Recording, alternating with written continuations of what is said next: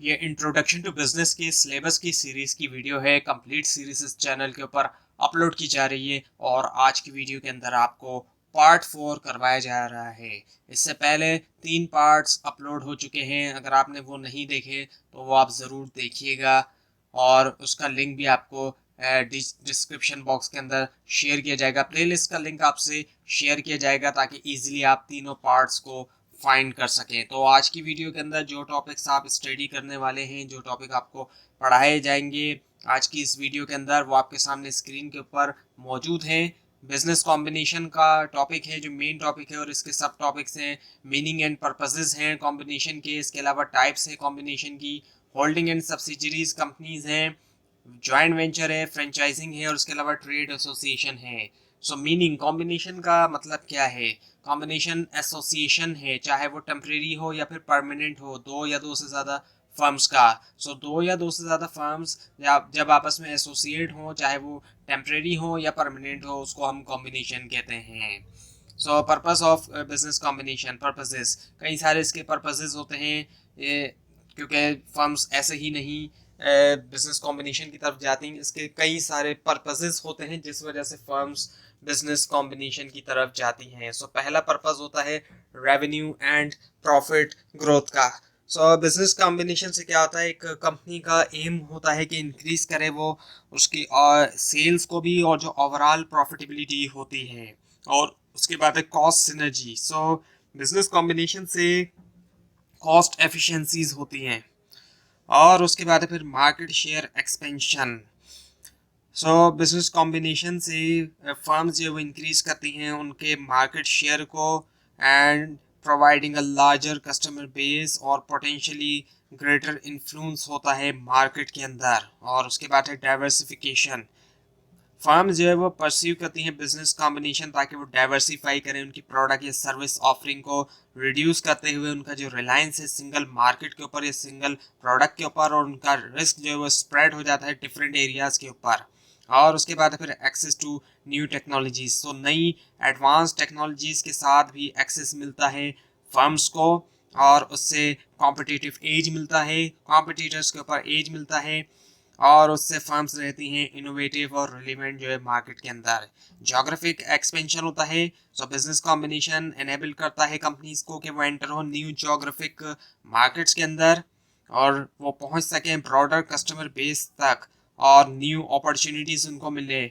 और उसके बाद फिर vertical integration. So integrating different stages of the production या फिर डिस्ट्रीब्यूशन प्रोसेस, चाहे वो बैकवर्ड हो या फॉरवर्ड हो। सो इन्हेंस कर सकता है कंट्रोल जो है सप्लाई चेन के ऊपर, रिड्यूस होना कॉस्ट और इम्प्रूव होना एफिशिएंसी।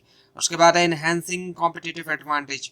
सो मर्जर या एक्विजिशन जो होते हैं बिजनेस कॉम्बिनेशन के अंदर, वो स्ट्रेंथन करते हैं कंपनी की कॉम्पिटिटिव पोजीशन, यानी कि जो पोजीशन होती है कॉम्पिटिटर्स के मुकाबले में, ऑफर करते हुए एक यूनिक वैल्यू प्रोपोजिशन, डिफरेंशिएशन या फिर overall stronger overall market presence. और उसके बाद है फिर रिस्क रिड्यूशन। सो डाइवर्सिफिकेशन और जो एक्सपेंडेड ऑपरेशंस होते हैं वो हेल्प कर सकते हैं स्प्रेड करने में रिस्क।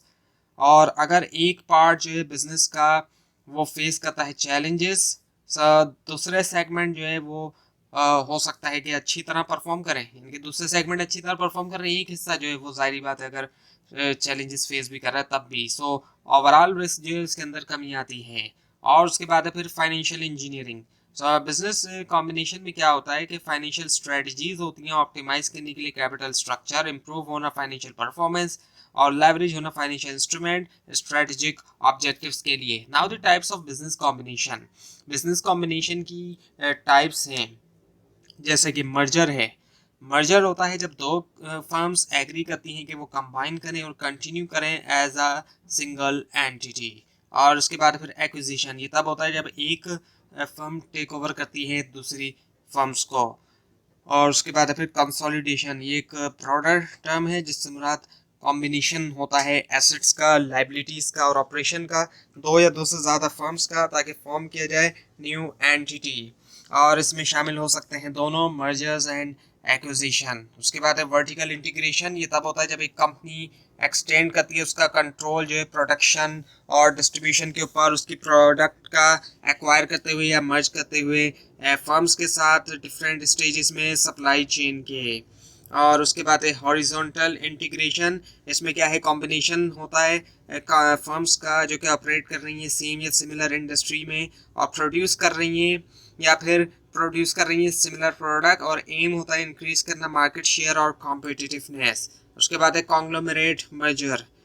हॉरिजॉन्टल इंटीग्रेशन के बाद है फिर कॉन्ग्लोमरेट मर्जर। सो जो कॉन्ग्लोमरेट मर्जर है इसमें क्या है, कॉम्बिनेशन होता है फर्म्स का जो कि अनरिलेटेड इंडस्ट्रीज से होती हैं, यानी कि डिफरेंट इंडस्ट्रीज से ताल्लुक़ रखने वाली फर्म्स जो है वो शामिल होती हैं इस तरह के कॉम्बिनेशन के अंदर। और इसका ये जो मर्जर होता है ये डाइवर्सिफाई करता है बिजनेस को और रिस्क को रिड्यूस करता है, डिफरेंट मार्केट में एंटर होती हैं फर्म्स। इसके अलावा फ्रेंडली मर्जर होता है, ये कोऑपरेटिव एग्रीमेंट होता है जहाँ पर दोनों फर्म्स विलिंगली डिसाइड करती हैं कि मर्ज करने में प्रोसेस टिपिकली नेगोशिएट होता है और एग्रीड अपॉन करते हैं जो बोर्ड होते हैं दोनों कंपनीज के फर्म्स के। उसके बाद फिर हॉस्टाइल टेक ओवर, ये तब होता है जब एक फर्म जो है वो अटेम्प्ट करती है कि वो एक्वायर करेगी दूसरी को उसकी विश के अगेंस्ट करेगी। और ये जो है अक्सर किया जाता है डायरेक्टली अप्रोच करते हुए शेयर होल्डर्स को। और इसके अलावा रिवर्स मर्जर भी होता है। रिवर्स मर्जर के अंदर एक प्राइवेट कंपनी जो है वो एक्वायर करती है एक पब्लिक कंपनी को, और उससे क्या होता है कि प्राइवेट कंपनी जो है वो जाती है पब्लिक तक बगैर किसी कॉम्प्लेक्सिटी के इनिशियल पब्लिक ऑफरिंग के। यानी कि इसमें क्या हो रहा है रिवर्स में कि प्राइवेट कंपनी पब्लिक को एक्वायर कर रही होती है।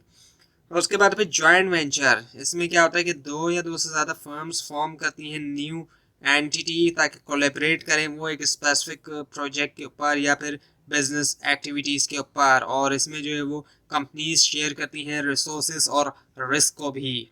और कॉन्ग्लोमरेट एक्विजिशन होती है। सो कॉन्ग्लोमरेट मर्जर की तरह कॉन्ग्लोमरेट एक्विजिशन के अंदर भी क्या होता है कि एक्वायर किया जाता है एक ऐसी फर्म को जो कि अनरिलेटेड इंडस्ट्री में होती है ताकि डाइवर्सिफाई किया जाए एक्वायरिंग फर्म के बिजनेस पोर्टफोलियो को। इसके अलावा पार्शियल एक्विजिशन भी होती है। इसमें एक फर्म जो है वो एक्वायर करती है सिर्फ पोर्शन दूसरी फर्म का, ना कि ये कि पूरा का पूरा उसका कंट्रोल जो है वो ले लिया जाए। सो पार्शियल एक्विजिशन भी होती है।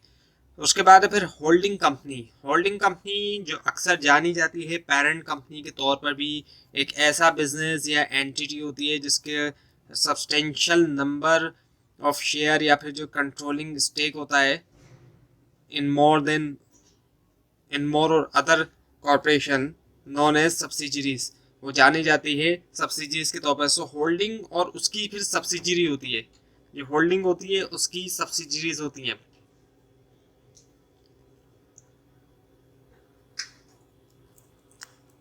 और सब्सिडरी जो है सेपरेट लीगल एंटिटी या फिर बिजनेस है जिसको कंट्रोल करता है पेरेंट या फिर होल्डिंग कंपनी। जो पेरेंट या होल्डिंग कंपनी है उसको जो कंट्रोल करने वाली है वो जो सब्सिडरी है उसको कंट्रोल करने वाली पेरेंट या होल्डिंग कंपनी होती है। और जो होल्डिंग या फिर पेरेंट कंपनी है उसका जो है वो सस्टेनेबल नंबर ऑफ शेयर होता है एक या ज़्यादा कॉर्पोरेशन के अंदर जो कि सब्सिडरीज के तौर पर जानी जाती है। उसके बाद है फिर ज्वाइंट वेंचर। अब ज्वाइंट वेंचर जो है क्या है, दो या दो से ज़्यादा लोग या फिर ऑर्गेनाइजेशन ज्वाइन करते हैं हैंड और वो डिसाइड करते हैं कि वो कंबाइन करेंगे बिजनेस को। सो ज्वाइंट वेंचर के अंदर इक्वल शेयरिंग या फिर कैपिटल रिसोर्सेस होती है हर फर्म का। उसके बाद है फिर फ्रेंचाइजिंग। फ्रेंचाइज अक्सर आप देखते हैं। सो फ्रेंचाइज है असल में क्या, कई सारे फ्रेंचाइज आप देखते हैं सिम कंपनी के जो टेलीकम्युनिकेशन जो कंपनीज हैं उनके फ्रेंचाइज आपको दिखाई देते हैं। इसके अलावा फूड चेन्स जो होती हैं इनके भी फ्रेंचाइज होते हैं। सो एक एग्रीमेंट है असल में फ्रेंचाइज दो पार्टीज के दरमियान जिसमें एक पार्टी जो है वो राइट देती है दूसरी पार्टी को। एक पार्टी ने राइट दिया दूसरी पार्टी को और उसके बदले जाहिर बात है कुछ ना कुछ वो भी लेती है। ये है फ्रेंचाइज के अंदर, जिसके अंदर सबसे अहम चीज़ उनका नाम इस्तेमाल करने का राइट मिल जाता है पार्टी को। और राइट में शामिल क्या है वो आपके सामने यहाँ पर मौजूद है। उनका ट्रेडमार्क यूज़ करना, उनका नाम यूज़ करना, उनका सिस्टम यूज़ करना, मेथड और रिसर्चेस, इसके अलावा उनका पैकिंग मटेरियल भी यूज़ करना, ये तमाम चीज़ें आ जाती हैं। अब जाहिर बात है अगर कोई फूड चेन है तो उसका फिर पैकिंग मटेरियल भी वहाँ पे आ जाएगा। उसके बाद है ट्रेड एसोसिएशन, एक ऑर्गेनाइजेशन है जो कि सर्व करती है एज अ कलेक्टिव वॉइस और एडवोकेट कॉमन इंटरेस्ट के लिए बिजनेसेस के लिए जो कि ऑपरेट हो रहे हैं एक स्पेसिफिक इंडस्ट्री या ट्रेड के अंदर। और ये एसोसिएशन फॉर्म करते हैं, कंपनीज फॉर्म करती हैं या फिर इंडिविजुअल जो कि वर्क कर रहे हैं एक पार्टिकुलर सेक्टर के अंदर के कोलैबोरेटली एड्रेस करें इश्यूज, प्रमोट करें शेयर्ड गोल्स और इन्हेंस करें ओवरऑल वेल बीइंग जो है इंडस्ट्री की। तो ये थी आज की वीडियो। आपको इसमें कोई मिस्टेक दिखाई दे ज़रूर हाईलाइट कीजिए और इस पूरी सीरीज़ को देखने के लिए इस चैनल को सब्सक्राइब कीजिए, बेल आइकन के ऊपर क्लिक कीजिए। Thanks for watching this video and best of luck for your exams.